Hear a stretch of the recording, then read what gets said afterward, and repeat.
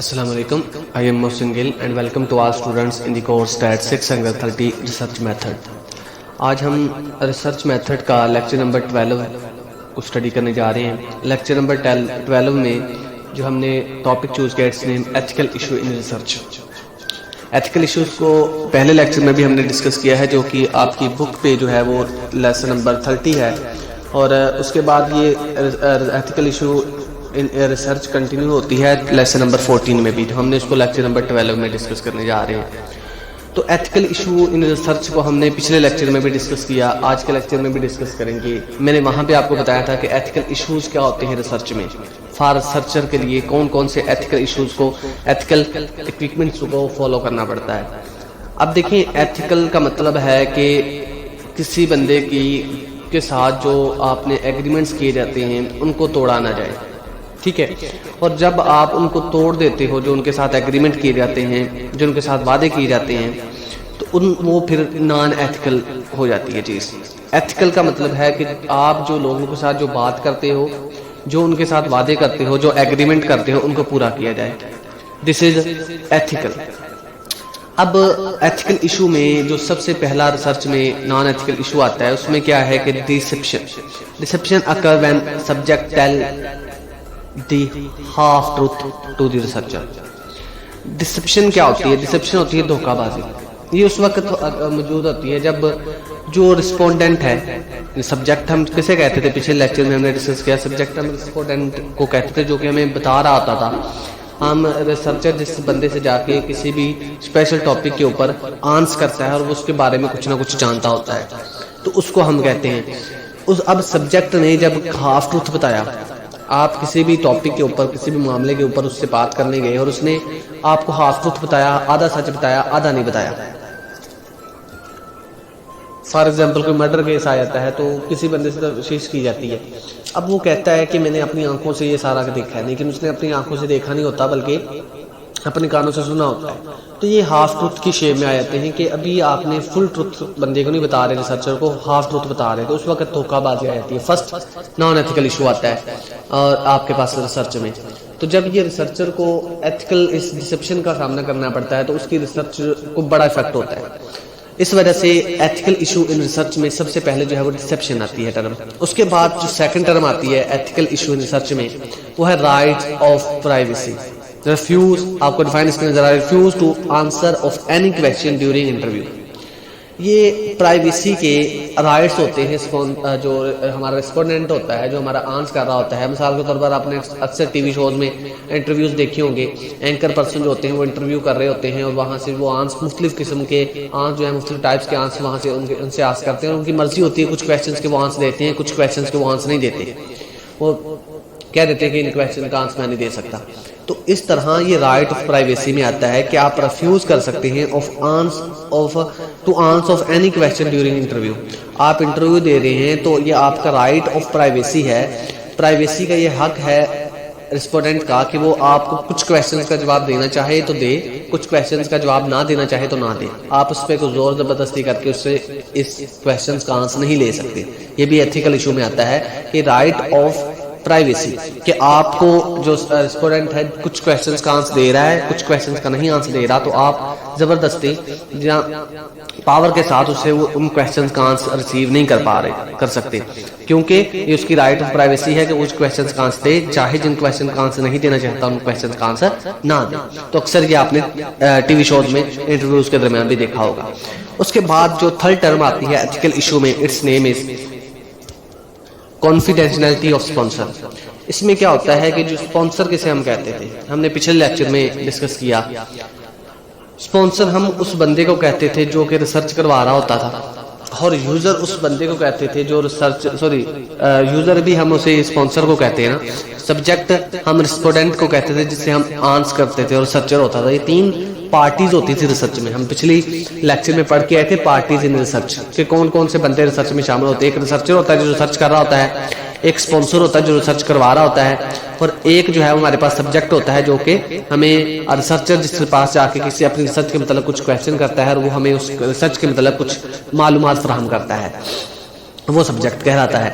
اب ہمارے ethical issue میں یہ جو تھرڈ ایتھیکل ایشو آتا ہے وہ یہ ہے کہ جو اسپانسر ہے جو کہ ریسرچ کروا رہا ہے، اگر وہ چاہتا ہے ریسرچ سے یہ ڈیمانڈ کرتا ہے کہ یہ ریسرچ میں نے کروانی ہے اور میں تم کو ایز اے ریسرچر کے طور پر ہائر کر رہا ہوں، لیکن میرا نام جو ہے وہ سیدھا راز میں رکھا جائے گا، میرا نام جو ہے وہ اس کو ایکسپلین نہیں کیا جائے گا، تو اس منظر یہاں پہ نہیں لایا جائے گا. تو اس سے کیا ہو جاتا ہے، کانفیڈینشیلٹی آف اسپانسر کو رکھنا ایتھیکل ایشوز میں آتا ہے ریسرچر کے.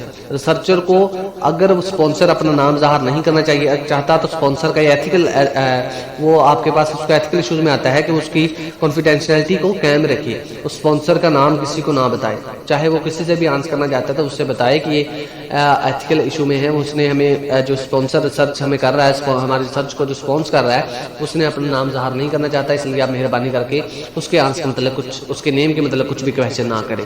تو یہ آپ کے پاس اس کا اسپانسر کا ایتھیکل ایشو ہوتا ہے کہ وہ چاہے تو اپنے نام کو ظاہر کرے، چاہے تو اپنے نام کو ظاہر نہ کرے. اس کے بعد جی ایتھیکل ایشو ان ریسرچ میں جو فورتھ ٹرم آتی ہے پرپز آف نان ڈسکلوجر. اب دیکھیں اس کا مطلب کیا ہے، اس کا مطلب یہ ہے کہ جو اسپانسر ریسرچ کروا رہا ہے وہ ریسرچر سے یہ ڈیمانڈ کرتا ہے کہ وہ جتنی بھی پرپز دے گا وہ نان ڈسکلوجر کی شے میں ہوگا، یعنی کہ جتنی بھی انفارمیشن اس کو گین اپ ہوگی وہ ایز اٹ جا کے اسپانسر تک پہنچائے گا، نہ اس کے رد و بدل کرے گا. اس میں یہ اس کے ایتھیکل ایشوز میں آتا ہے کہ وہ ریسرچر جو ہے وہ جو انفارمیشن جن لوگوں سے جیسے مل رہی ہے ویسے کی ویسے جا کے اسپانسر تک پہنچائے، اس میں کوئی رد و بدل یا چینجنگ نہیں کر سکتا.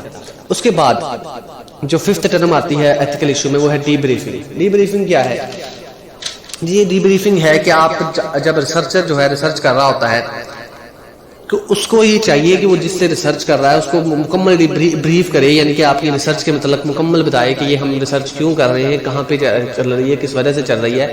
کیونکہ جب تک وہ اپنے رسپونڈنٹ کو مطمئن نہیں کر لیتا اس وقت تک وہ اس کو مکمل ریسرچ کے متعلق مکمل کویسچنز کے متعلق آنسر نہیں دے پائے گا، مکمل انفارمیشن گین آؤٹ نہیں ہو پائے گی اس کو، تو وہاں پہ ڈسیپشن کا آپشن بھی نہیں آتا. پھر تو آپ اگر ڈیبریف کر دیتے ہیں اچھی طرح اپنے رسپونڈنٹ کو اپنے ریسرچ کے متعلق، اپنے ٹاپک کے متعلق کہ ریسرچ کیوں کی جا رہی ہے، اس کا اگر آپ اس کے جو وعدے کرتے ہیں اس کو قائم رکھے جائیں گے، اس کے ساتھ اس کی کوئی وعدہ خلافی نہیں کی جائے گی، اس کو مکمل یقین دلاتے ہیں، تو پھر وہ جو ہے وہ آپ کو مکمل انفارمیشن پرووائڈ کر سکتا ہے.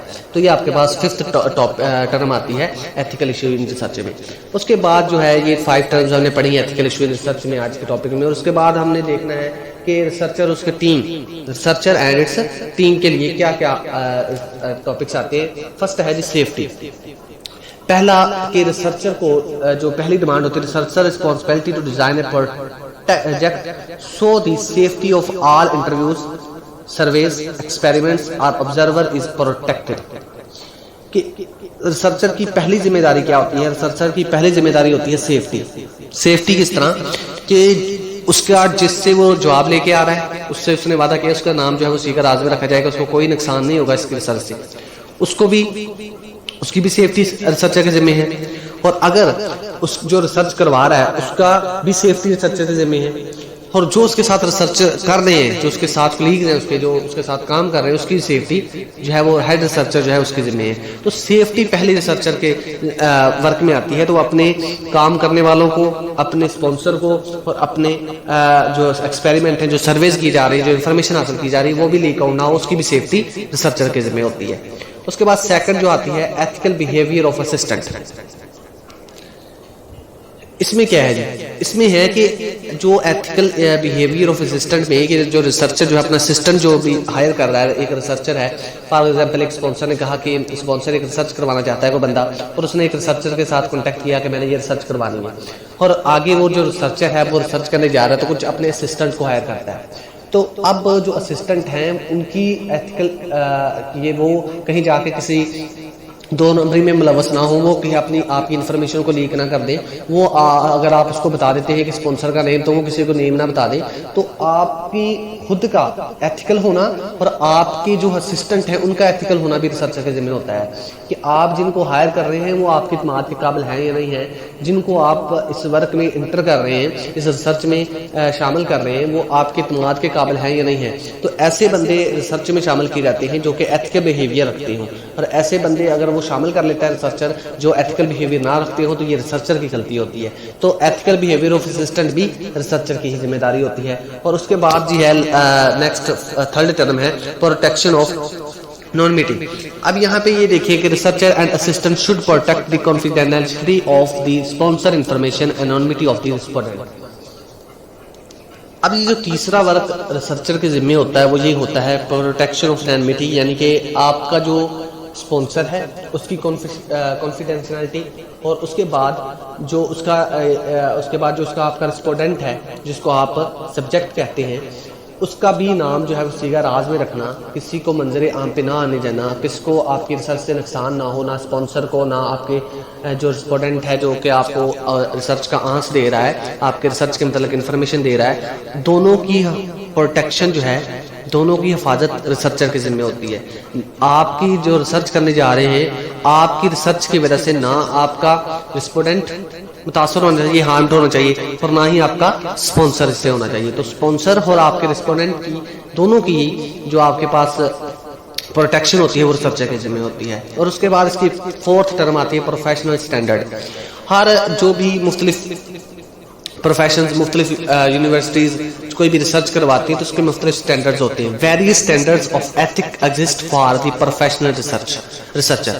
اب پروفیشنل ریسرچر کے لیے مختلف ایتھکس کے سٹینڈرڈز رکھے جاتے ہیں کہ آپ نے ان سٹینڈرڈز آف ایتھکس کو پر پورا اترنا ہے، تو ان سٹینڈرڈز آف ایتھکس کو فالو کیا جاتا ہے. تو اگر ایک ریسرچر جو ہے وہ کسی ان ایتھیکل ایشوز کو فالو کرتا ہے تو وہ پروفیشنل سٹینڈرڈز کے ایشوز کو فالو کرتا ہے تو وہ پروفیشنل سٹینڈرڈ پر پورا اترتا ہے. اور اگر وہ ان ایتھیکل ایشوز کو کمپلیٹ نہیں کرتا، فالو نہیں کرتا، بلکہ نان ایتھیکل بیہیویئر کو اڈاپٹ کرتا ہے تو وہ پھر وہ پروفیشنل سٹینڈرڈ پر پورا نہیں اترتا.